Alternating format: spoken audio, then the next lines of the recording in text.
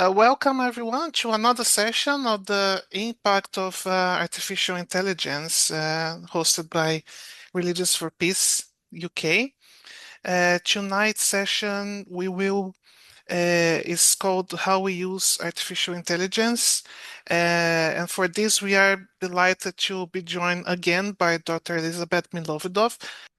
So she will be leading us through the session, exploring how artificial intelligence is integrated in our daily lives. Elizabeth, thank you so much for being here with us again. I'll hand you over to you, and then we can get started, and you can give us some light in this very fascinating topic. Yes, thank you so much, Evine, and thank you everyone for joining. I know that it's not always easy to get away from work and family and our nighttime duties, so I really appreciate you being here with us. Just if you have any questions, you can go ahead and put them in the chat. Both Evine and I are watching, so we will see them and we will try to answer your questions. This is a really informal session. And the whole idea is just for me to tell you about AI so that way you can get very comfortable with it. And there you go. I am just going to ask one question before we get started, and that is there anybody who had been with us for the first series, for what the webinar, the first webinar? So that way I know I'm going to repeat myself, but just a little bit. Oh yeah, okay, great. And so, without further ado, I will get started and just let you know a little bit about who I am. So, I'm a lawyer from California, and I'm talking to you right now from London. I see that some of you are from other places. I've seen Germany and the US and Ireland. And I think I even saw the Netherlands and the UK. So, welcome. International group, inclusive group, diverse group. That is Religions for Peace UK. Um, Let's see, what else can I tell you? Really, what I've been doing is online safety and really trying to take care of children and parents. That is where my heart is. And of course, there are so many issues that come up that cross over into this world of technology, things like artificial intelligence. Of course, it has impacts for children, but for me, it's just interesting to know so that way I can share what I know with you. And so I will be giving you pretty much a global, a very general overview. Again, but just know that usually I'm speaking to parents and kids. What else can I say? I spent 30 years in France before moving to London. I've been here in London now 3.5 years. My day job, I was working at the Lego Group. So I was a lawyer for them, uh, doing things like games and metaverse. So again, everything that has to do with internet and technology. And on the side, I was always doing my digital parenting, child online protection, which is how I met Evine and her team. And I've stayed with them ever since. So now you know who I am, you know what I do, you know what my passion is. I know where some of you are from. If you feel comfortable, you can let me know if you know things about AI, if you like AI, if you use AI, that'd be really cool. And if not, if you don't want to chat, that's okay too. Like I said, and if you're busy making dinner, I get it. So let me share my screen. We're going to be talking about how do we actually use artificial intelligence. And this whole idea, we're just going to be looking at how it is integrated into our personal lives. And actually, it said family lives and work and industry, but it got cut off. So that's where we're going to be going today. But before we do that, I'm going to do a really quick recap of what we did, of just a few of the points from last week, because I know that some of you were not there. So, we really did this definition of artificial intelligence, where we said, that this is a multidisciplinary field. And the whole idea is that it aims to, I'm just letting people in, that it aims to create systems that are capable of performing tasks that typically require human intelligence. So this whole idea is that we're using computer systems to perform tasks that normally it's people, human intelligence that is doing this. So at its core, AI, it involves creating algorithms and models and things that can analyze data really quickly, and then it can identify patterns. So it's always been answered this way the past 10 times, so then it should be answered this way the 11th time, right? And so then AI will then make decisions based on that analysis. So really, a simple definition is that AI is it can be defined as the capability of a machine to imitate intelligent human behavior. That's it. Just keep that in mind. And like I said, we went into a lot more detail last time. We're not going to do that.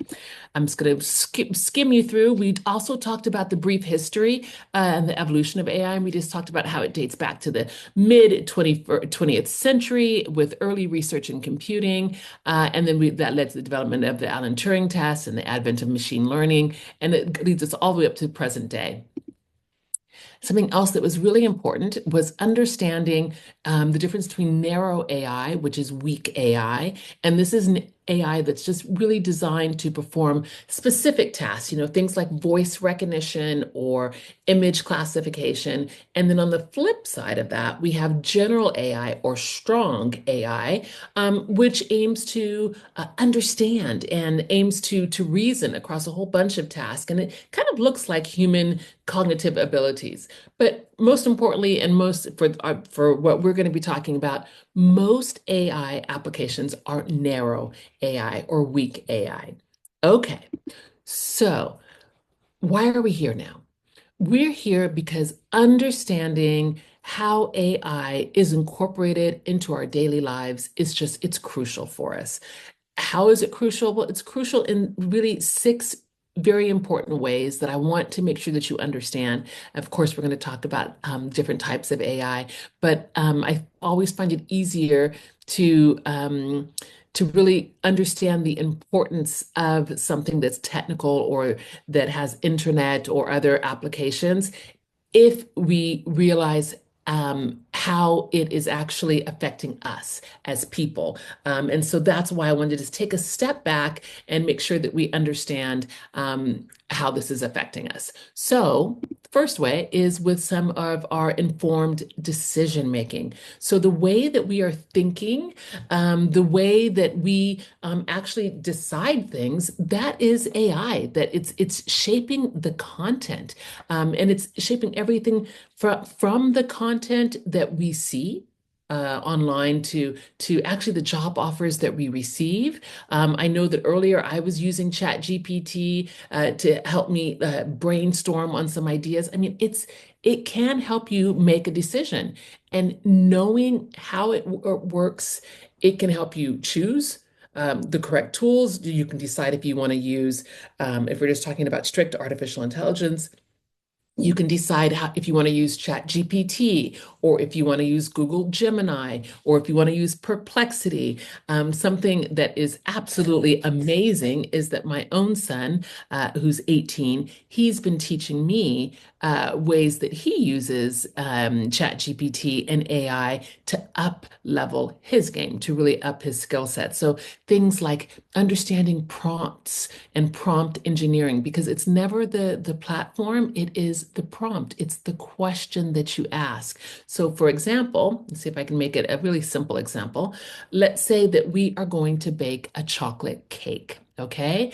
And we have sat here and said, we're going to ask ChatGPT, give me a recipe for a really delicious chocolate cake.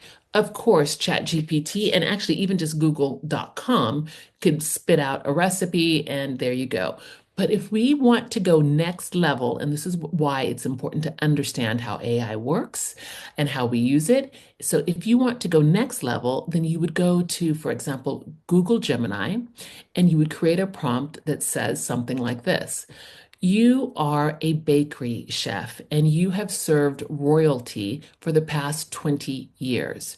Royalty has always adored your chocolate cake. They have asked for the recipe every single time. It has been passed on to other international countries because it has been considered a gift to be shared for everyone.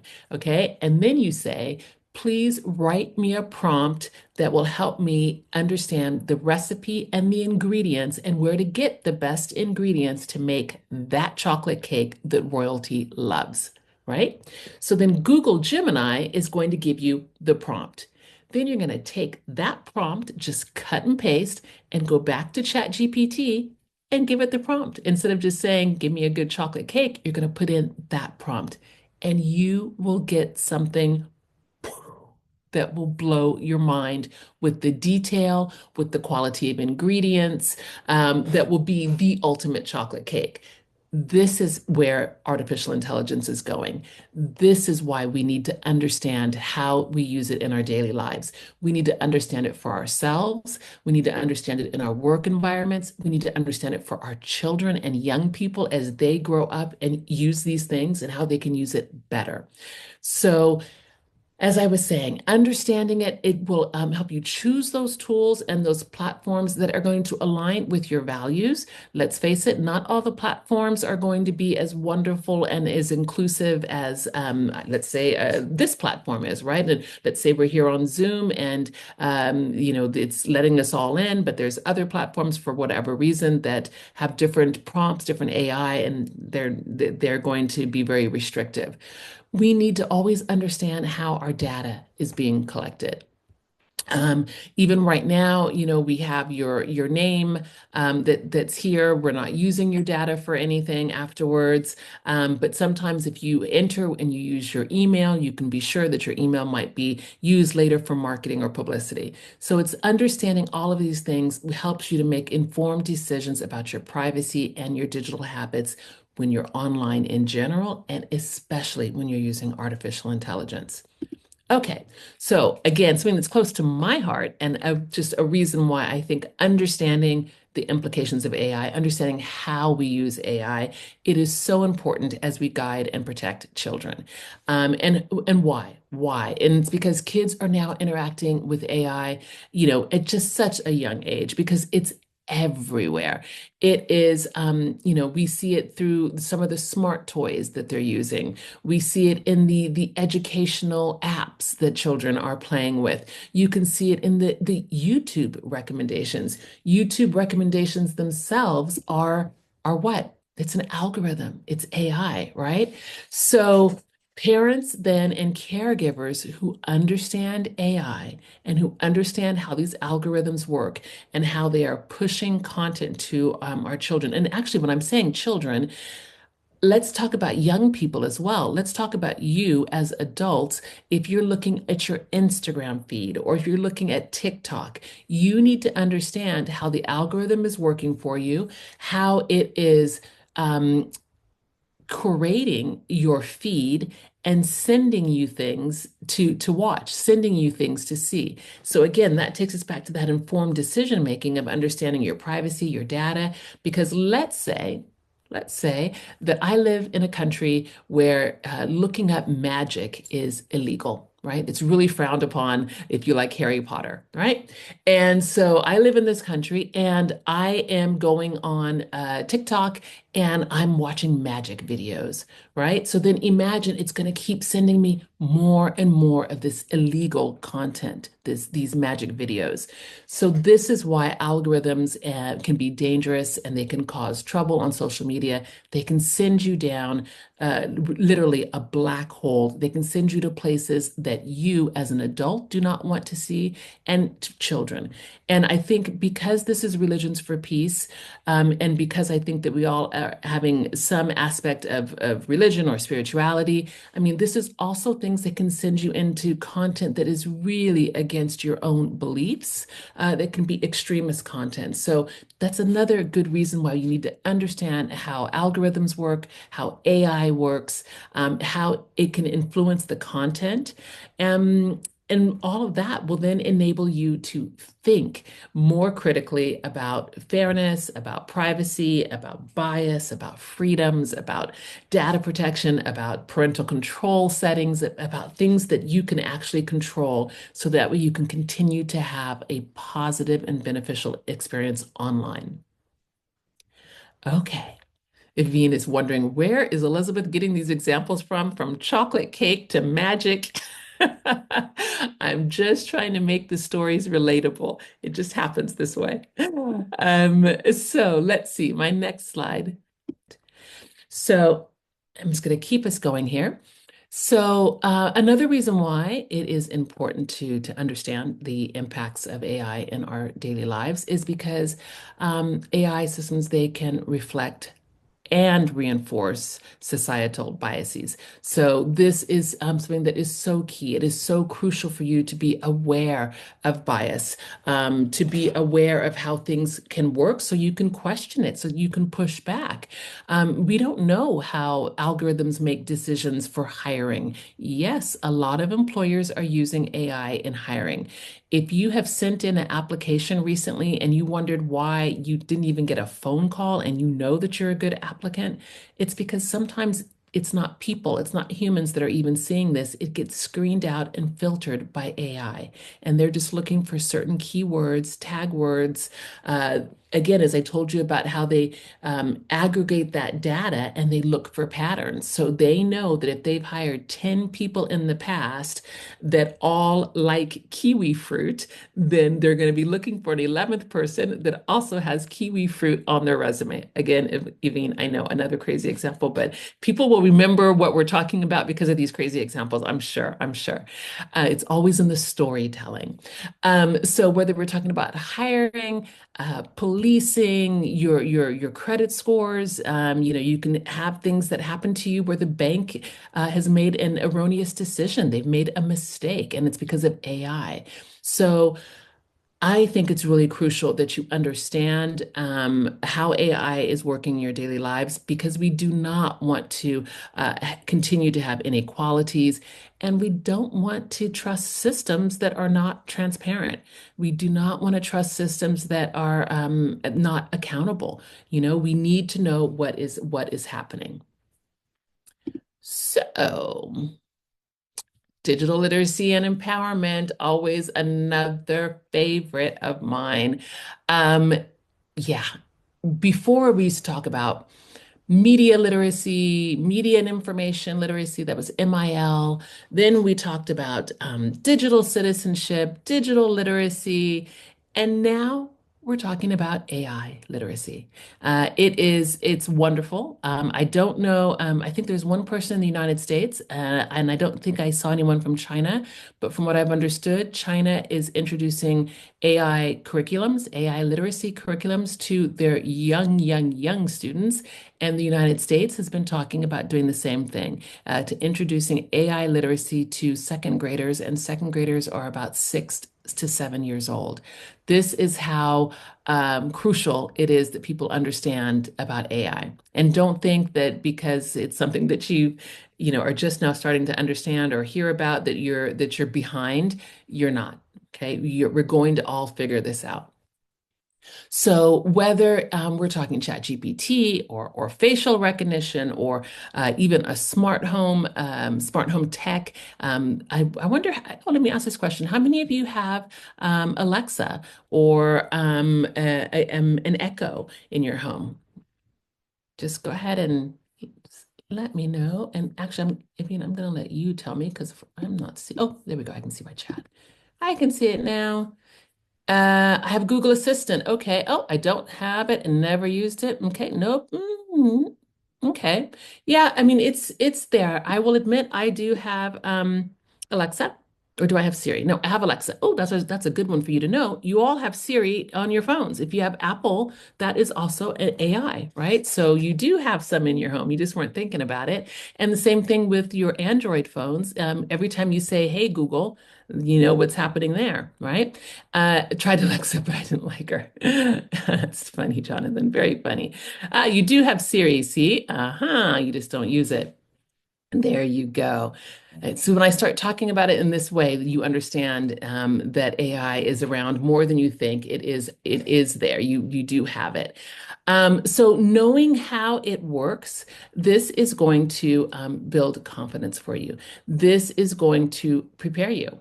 It's going to prepare you. It's going to prepare your children for an AI integrated future because people, I'm telling you, it is coming more and more if it's not already here.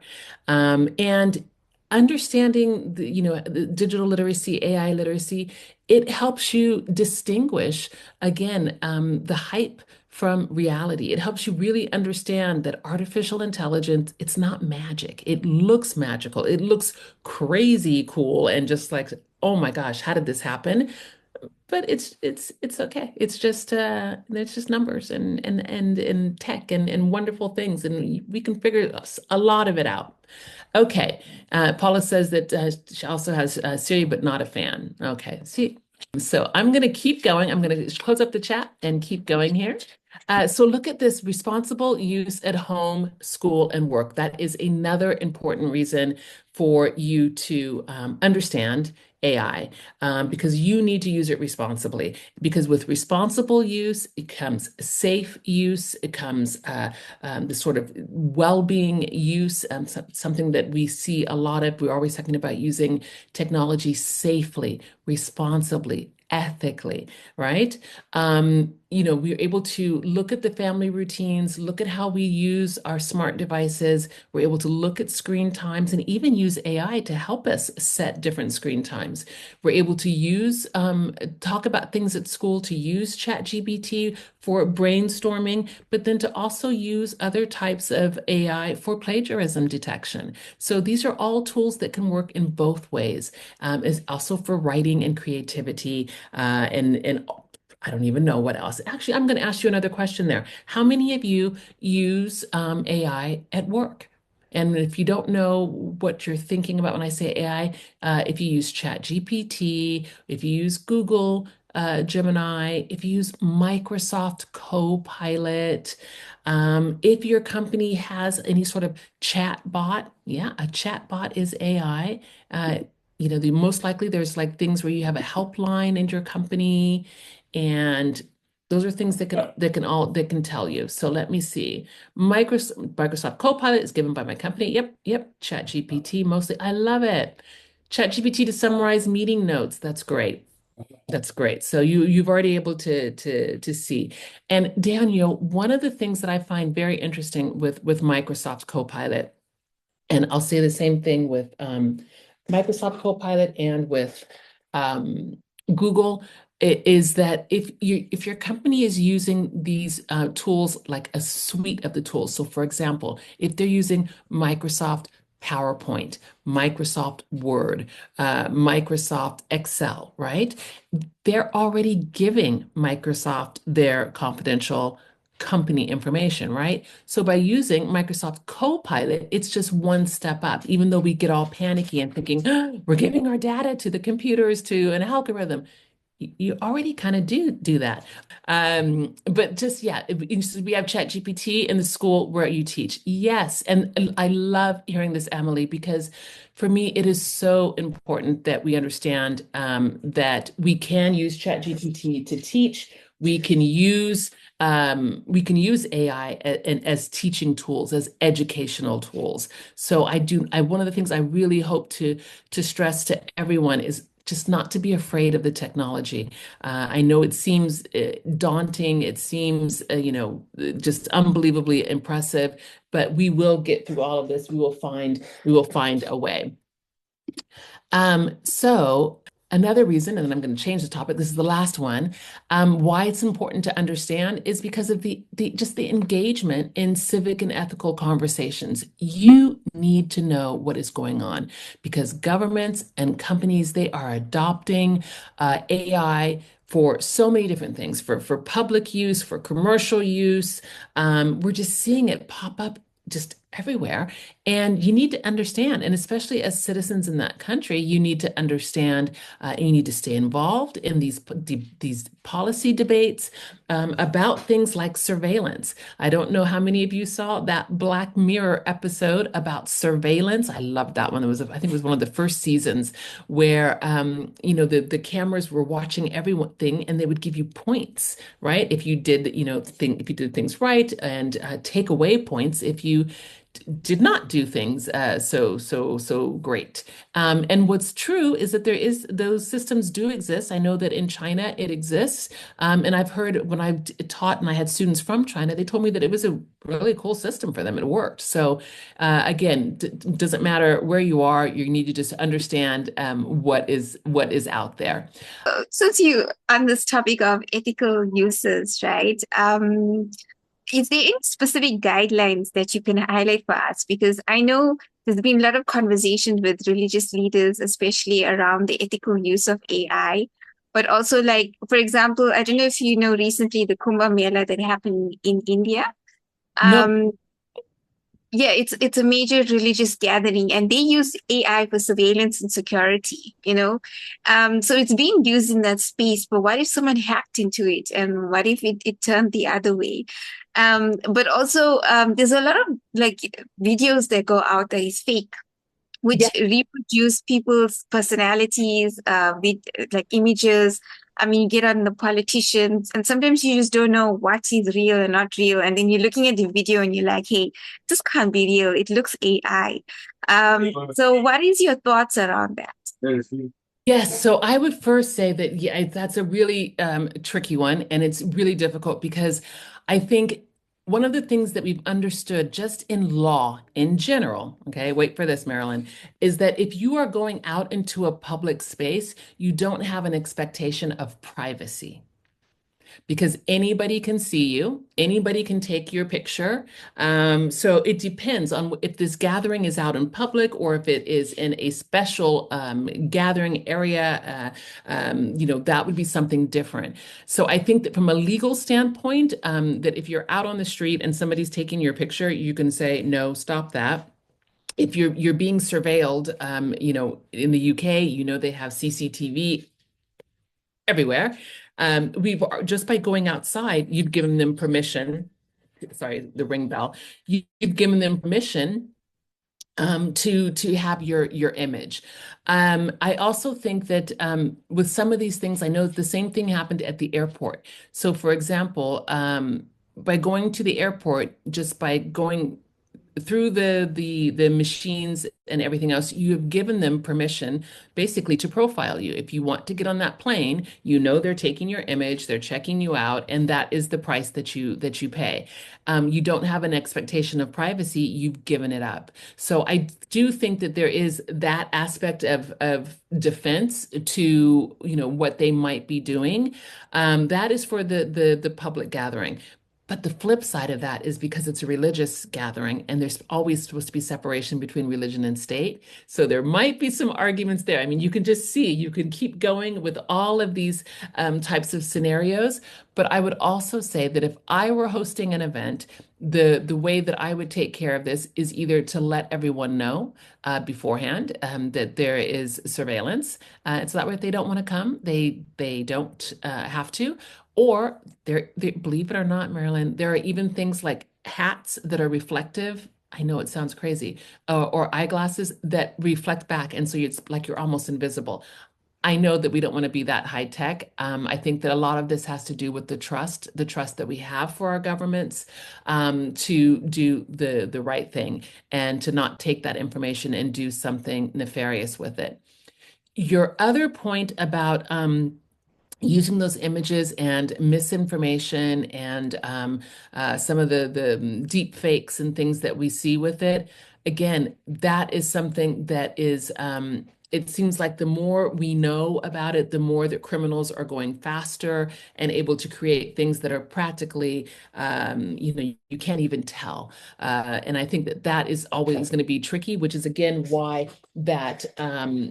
that critical thinking about going in and checking the sources. There are websites that you can go and look to actually, verify, is this a real photo? So there are other ways to help, but again, it takes that research. It takes us doing a lot of critical thinking to go further. Okay, I hope that helped. I hoped. Yes, Sydney, I agree. Terminator, we are out there. We are in different times. Okay, so I'm gonna get us going a little bit faster so I can get us to uh, some of our quizzes. I know how much you guys, well, at least last time, the people liked the quiz. So AI in our personal and family life. We've already discussed some of this, but just to remind you that we have that you're doing this every day, whether you realize it or not, and that is why you need to understand about how we use it. So we have our smart assistants, as I've mentioned, Alexa, Google Assistant, Google Home. There's AI in our smartphones. We never even think about that as you start typing a text message and you have predictive text that finishes the rest of the phrase for you. That is AI. Something that used to always frighten me as I would tell people this is about, taking pictures of your children, or just, just as you take pictures in general. So let's say you have your iPhone, you take a bunch of pictures of your baby, and then you go and it automatically syncs up onto your computer. And it has that photo organization and it looks at the face and it says, is this you? Is this you? Is this you? I mean, this is all AI at work. So that means it's really, really understanding what's happening. Then streaming suggestions, the more things that you see on Netflix. There was a time when I was looking at Westerns, and then that's all that Netflix would suggest to me was Westerns. And I'm like, please stop. Please show me something else. I don't need to see it anymore. And it's the same thing with your music on Spotify. And again, there's artificial intelligence in toys, in educational apps. It's everywhere for our personal life and our family life. It's there, and you need to be aware of that.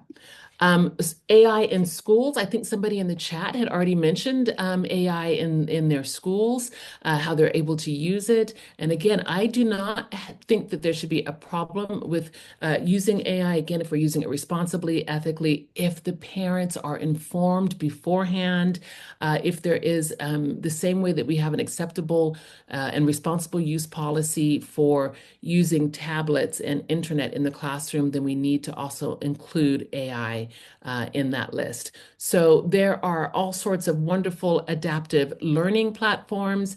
My favorite is something like Duolingo, where as you keep going, it will go harder and harder for you because it's understanding how you are learning. There's also AI grading tools. As a former law professor, I would have loved to have some AI grading tools to help me out. I remember having classes of 200 students. Can you imagine grading 200 constitutional law exams? Not fun. If I had had a little AI to help me, not necessarily do pass fail, but to help me make it a little bit of an easier task, that would have been wonderful. Chatbot for student support. Yes, this exists. And again, I think this is where we need to tread carefully. We need to really understand what that support is about, because there is a lot of things with chatbots and where teens, especially young people, think that a chatbot can be their therapist and can be their girlfriend or their boyfriend. And this is where we start having other issues and problems. But having student support where it's a chat bot that says, where you're new to a campus and you say, where's the library? And the chat bot then answers and gives you a map. That's something that's student support, which is something different. If a student is saying, I feel very depressed and lonely and sad, I would not want the chat bot to say, oh, you'll be okay. I would hope that it's going to answer with, go to the health center, speak to a nurse, get some support. Tools to detect plagiarism, we've already mentioned those. And now, I don't know if you've seen recently, there have been a lot of kids who've been using Chat GPT to prove that they did not plagiarize, right? So they're using AI to show that that it is original content. It's an amazing world out there, people, an amazing world. We have AI in the workplace. And I think some of you have mentioned this, and I know I mentioned earlier about hiring tools for resume scanning. If there's anybody who has seen some AI in their own workplace, how you used it, if you want to put that in the chat, that would be really interesting for me and for the others. Automated customer service chatbots. I think anytime we call the bank, you're talking to a chatbot, right? It's pretty much common. I don't know about you, but I've also tried things with booking.com or TripAdvisor or travel, and it's just like, oh, there's the chatbot, and it's making things much easier and faster. But we shall see. AI-driven analytics and productivity apps. I will always love a good productivity app. And oh yeah, Sydney says that we have AI to help us follow up with customers. Right. And see, there you go. I mean, and that is so, Sydney, I don't know why your name is sounding familiar. And I'm wondering, as I did the talk last time, were you the one worried about AI going to replace you in customer service? I think so. Yes, I remember, Sydney. I remember. Um, yeah, and just think of it this way. AI can help you. It can help you follow up with the customers, and it cannot replace the human touch. So again, while I understand your concern, and I do think that, it can be true, it can be troublesome. The whole idea is that the more that we know about AI, the more we are able to really imprint our human values upon what we need if we're going to continue with it. Okay. AI in government and public services. Look at this smart city traffic management. Yeah, it's those traffic lights and things like that. Sometimes there's AI that's doing this. The train systems, some of the automatic trains that you're seeing. We've already mentioned predictive policing, healthcare diagnostics. AI is doing some incredible things in helping people get faster results. I know that you can take, for example, you can go and do a blood test. You take it, you get your blood test back, and you're like, oh, I don't know what any of that means. You can now take those results with your leukocytes and I don't even know if I'm pronouncing it correctly, your neutrophils, your white count, your red count. You can put it into ChatGPT, and while it's not a doctor, it can give you a pretty good idea of what's going on. Public service bots are out there as well. The same thing. We see chat bots everywhere. Okay, and again, I just want you to take a look at this image because I use this one on purpose, this idea of predictive policing. While this is an okay image, right? So you can see they're profiling, they're looking at three people, and it's the one in yellow that matches the yellow on the screen. The problem that you have with a lot of the predictive policing is when it's not good enough and it's not able to profile that well, and it takes the wrong person, and that happens a lot. So I think we're going to have to wait to see when AI gets better. AI in industry. So we've mentioned manufacturing robots. I love the idea of AI in agriculture, drones, soil analysis. These are things that help those creative people in agriculture continue to do some of their hands-on work that is absolutely needed.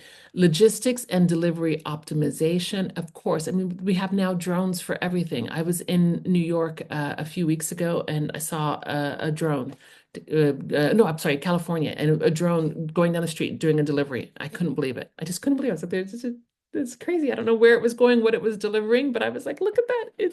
I'm living in the future. It's here. It's Star Trek. It's everything that I saw when I was a kid. It's crazy.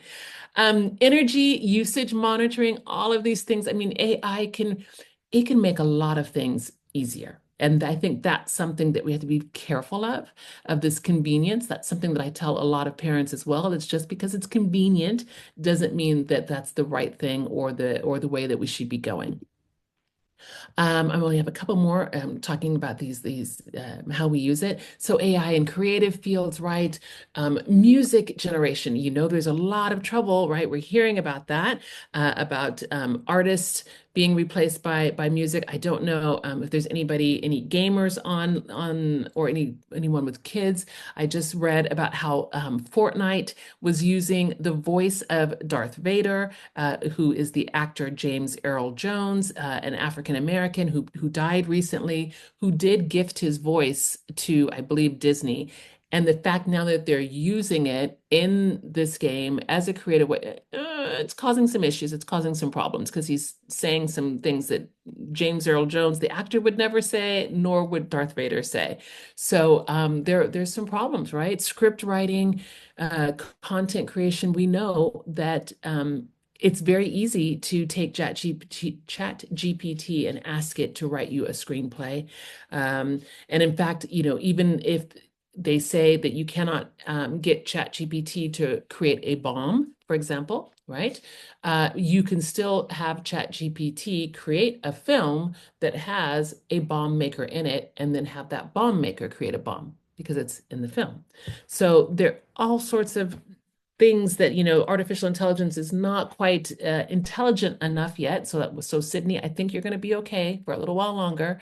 But the things with virtual influencers, AI models, just there are good uses and there are very, very poor uses. I do know that in video game design, some of the things that AI is doing is absolutely incredible and making some of the gaming experiences seem very, very real, which is exciting, of course, to gamers. And AI and social media. And don't forget, we do this all the time. And for anybody who gets upset thinking about, oh, my face, and then every time you're opening your phone, using your face, a Face ID, you've already given up that whole scan of your face. It's already out there. But AI can be useful in content creation and moderation, whether you're in social media, whether you're in online video games. It can help in some of the targeted advertising. There was a time when actually, I still have the Facebook group, the digital parenting community, and I would try to do targeted advertising, letting parents know that I existed. And you can just go and click, the different things, and then the AI will target exactly what you want. So, for example, moms who are 35 to 45 years old who have children that are, 5 to 10. So, I mean, those are some of the good uses. But then for me, the flip side is, did those parents opt in? Do they want to receive that advertising? So do you see how I'm a lawyer and I'm always going back and forth saying you can do this, but you have to be careful of that. You shouldn't do this, but you can do that. Deep fakes, misinformation detection, yeah, it's there, but we need to get stronger at it. We are not as good as we think. Okay, almost there to my quiz. AI in smart homes, thermostats that can learn your habits, right? So they know what you like. And in fact, if you think about it, I don't know, for those of you here in the UK, I use Octopus Energy, and one of the things that it does is that it learns your habits, and so that's why it gives you a set amount that you're going to pay because it's been tracking for a certain amount of time. You also have refrigerators that can track the expiration dates of your food. I think that is so cool. I haven't bought one yet, but I think one day I will because I think that's really, really interesting. It knows, and then it'll tell you, it'll light up and say, drink that milk. It's gonna be spoiled soon. AI-powered security systems. I think you just heard my ring going off, and voice-controlled lighting. Again, something that's very simple, lights up, lights down. We've seen these things. So now to a quiz, people, because I always love my little quizzes.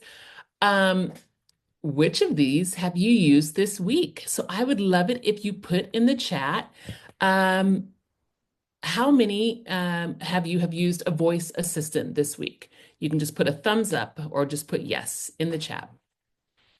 And we're going to count up how many people are here and how AI savvy, how AI using you are. Oh, interesting. Interesting. I would have thought it was a lot more. Wow. Evine, I'm surprised. I love it when I get surprised. So we've got what? One, two, just two yeses, and the rest are no's. Oh, and Patrick, yes. Sydney, yes.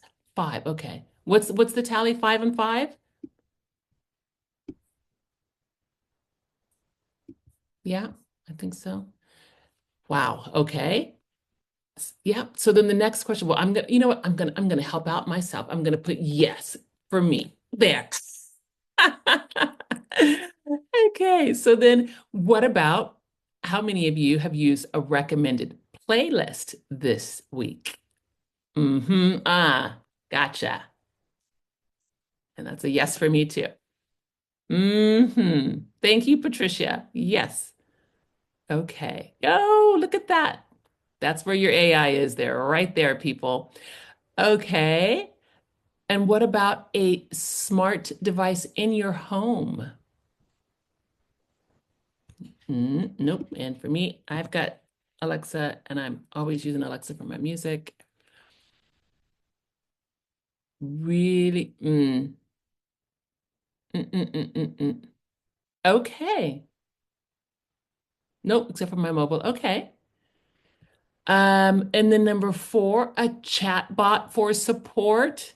So anytime you called the bank, the train, the I don't know what. Yeah, I know I've used it at my work. Oh, Marilyn, you are good.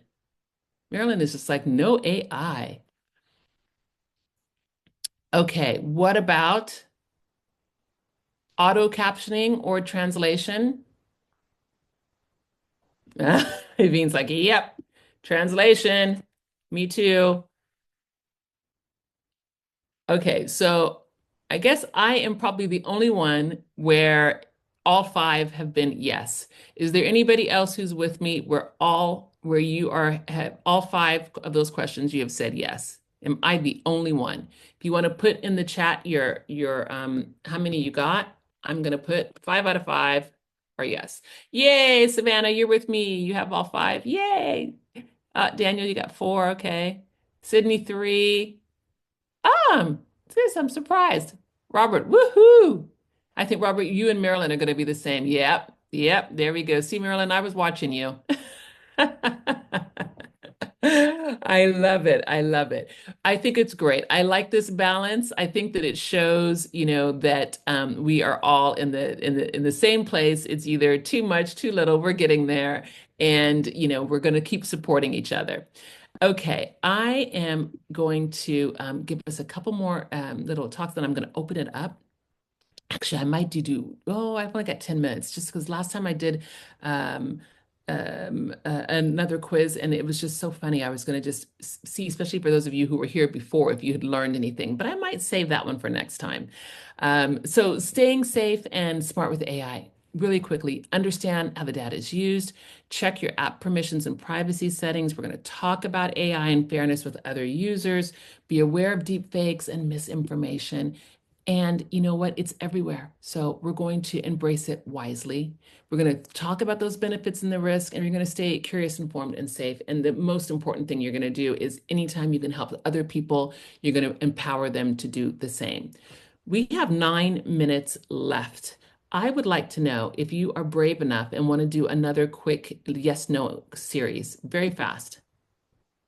Yeah. Okay. So this is the quiz that we did last month, just to see, because I think there were at least 3 or 4 of you who were here. I'm not gonna out you, Sydney. I know that you were here, but I'm just gonna say, let's go really quickly to see how much you remembered. Okay. Does smart email replies use AI? Yes or no? Boop, boop, boop, boop, boop. Let's go. Let's go. Let's go. Yay, Sid. Okay, Sydney, we're in good shape. We're in good shape. Does a flash drive use AI? Yes or no? Yes or no? Yes or no? Sydney, I'm looking at you. Sydney, I think you got this wrong last time. Oh, yay, Sydney. Woohoo! Does Instagram face filters use AI? Yes or no? Hurry, hurry, hurry, hurry, hurry. Yep, yep, yep, yep, yep. Oh, everybody's learning. Yay. This is why Duolingo and everything they do this repetition, because when you keep on doing it, then you see that you've learned. Does a grocery store barcode scanner use AI? No, no, no, no, no, no. Love it. Yay. We're in good shape, people. We're in good shape. Duolingo, does the app use AI? I think I mentioned that one a few times. If you'd gotten that wrong, that I would have said you were not listening to me. You were cooking. Facial recognition to unlock your phone. I think I gave that one away. So we know that one's a yes. Yes. Does a QR code scanner use AI? Hmm. Hmm. Nope. Nope. Nope. Nope. Nope. Awesome. If I could give you all a certificate in AI, I would. Netflix recommendations use AI? Uh-huh. Yep. They sure do. Yes, yes, yes. Yes. Basic calculator? Nope. Thank you. Oh, everybody's gotten it. You've nailed it. This is awesome. Okay.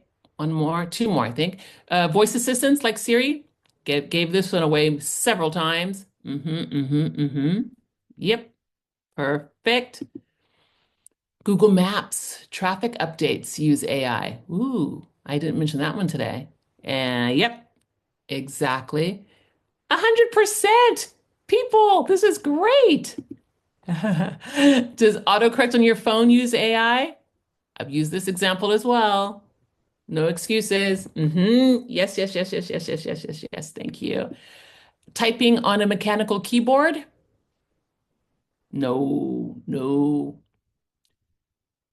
Evine, we have educated a new generation. This is great. Great. I love it. Amazon product suggestions? I would think so. And I know, actually, Sydney, I can't remember if there's anybody else who was here. But Sydney, can you tell me, does it seem much easier this time? It seems like, because it just seems like everybody's getting, oh, good. That makes me really happy. And then our last one, does online CAPTCHA test use AI? Don't get it wrong. Don't get it wrong. Come on, this is the last one. Yes or no? No. Yay, thank you. Woohoo. Okay.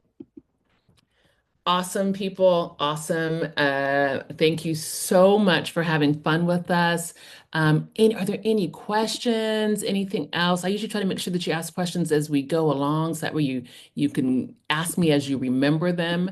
But if you have anything else or anything else that you want to say, that would be great. If not, I will pass over to Evine. Oh, I see something coming up in the chat. Hang on. Should we go all in on AI? I think Marilyn's going to say no. And I'm going to say no as well. We shouldn't go all in. I think we should do things with balance, with responsibility, ethically, morally, and just we should take our time. We should go slowly. Thank you so much, Elizabeth, for another very insightful session, and thanks for all the participants for sharing questions and for engaging. I think it's very important and makes the session a lot more fun. I hope that everybody enjoyed, and we really hope to see you again.